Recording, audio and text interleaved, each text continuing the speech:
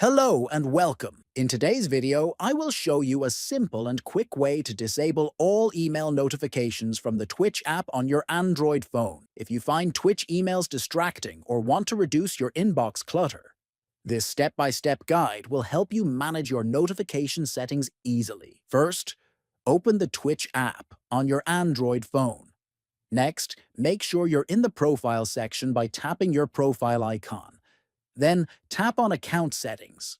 After that, select Notifications from the list. Now, tap on By Email. Finally, scroll down until you see the option that says Send me email notifications and turn it off. This will disable all email notifications from Twitch. Thank you for watching. Now you know how to stop Twitch emails on your Android device easily. If you found this helpful, please like and subscribe for more useful tech tips.